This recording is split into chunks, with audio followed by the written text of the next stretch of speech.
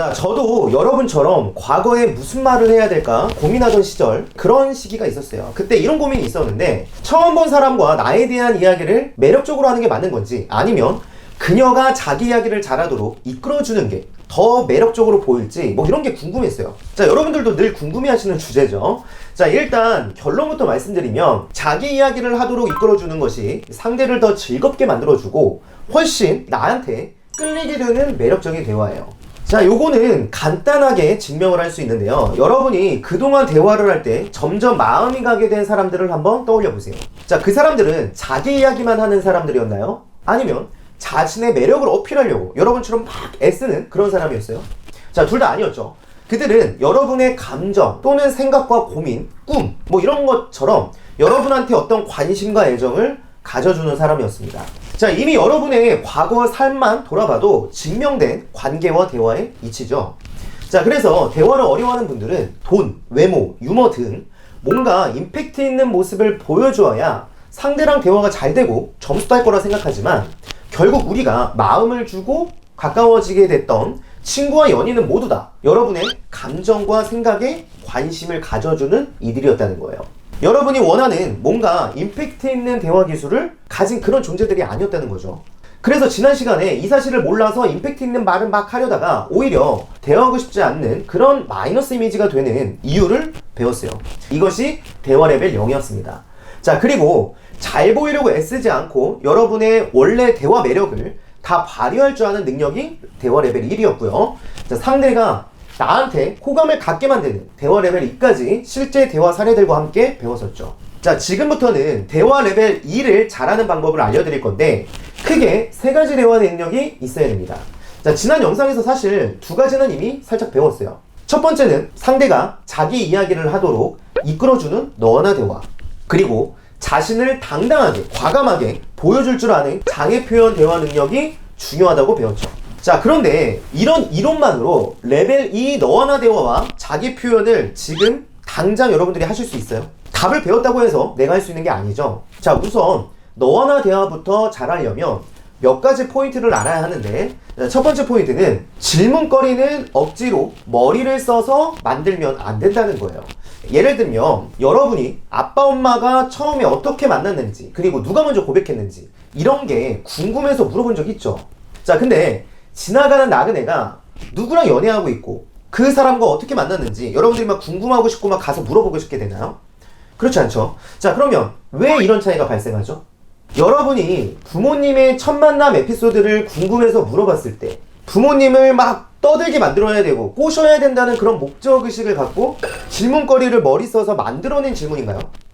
그런 거 아니었죠. 그냥 아빠 엄마한테 궁금하니까, 아빠 엄마가 궁금하니까 물어본 거죠.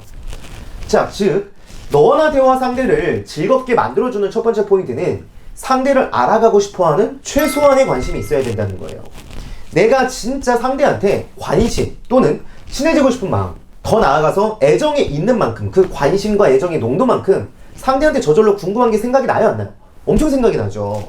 그래서 물어보고 싶게 되는 거고, 상대는 자기 이야기에 심취해서 즐겁게 떠들게 되는 거죠. 그리고 우리랑 대화하는 동안 즐겁다라는 느낌과 함께 다른 남자가 주지 못하는 우리의 애정을 느끼게 되면서 더 끌리게 되는 겁니다. 자, 즉 여러분이 바뀌려면 사람과 이성에게 잘 보이려고 애쓰게 되는 가치관을 박살내고 그 사람한테 진심과 관심을 가져줄 줄 아는 사람이 돼야 된다는 거예요. 자, 이를 위해 필요한 훈련을 받아야만 여러분들이 레벨 2 너나 대화를 잘하는 거지, 그냥 사적 질문을 해야 한다는 포인트 하나만 외우려고 하니까 자꾸 머리를 쓰게 됐다는 겁니다. 여러분들은 아예 관심 자체를 사람한테 줄 줄 모르는 상태인데, 자, 그러니까 머리 써서 질문을 쥐어짜내려고 하는 거 이 자체가 또 머리 쓰는 대화, 잘 보이려는 대화, 판매자 마인드라는 거예요. 상대에 대한 진심과 관심도 없이 머리로, 기술로 사람을 꼬시는 게 가능하다는 생각부터 버리셔야 한다는 거죠. 잘 보이려는 마음이 어디서부터 시작되는 잘못된 욕구인지, 그리고 자꾸 대화할 때 머리쓰기 대화로 인해서 레벨 0의 대화를 하는 것부터 개선을 하셔야 됩니다. 그리고 나서 상대에 대한 관심과 애정을 가질 여력도 생기는 거고요. 레벨 2를 대화를 잘하게 돼서 어디서 누굴 만나든 늘 가까워지는 인연이 생기는 거예요. 자, 다만 제가 이거를 지금 당장 다 알려드리고 싶은데 이걸 다 알려드리려면 최소 한두 시간이 필요합니다. 자, 그래서 이거를 유튜브에 올리기는 적합하지 않기 때문에 깊이 있게 제대로 배우고 싶은 분들은 이번 3월에 오프라인에서 제가 무료 체험 강의를 엽니다. 이때 3시간 동안 대화에 대한 모든 걸 알려드려요. 자, 독학으로 여러분들이 10년을 해도 극복할 수 없었던, 자기가 왜 대화를 못하는지 몰랐던 원인과 해결 방법을 한두 시간 또는 3시간 만에 정답을 알게 된다는 것만으로도 엄청난 이득이죠.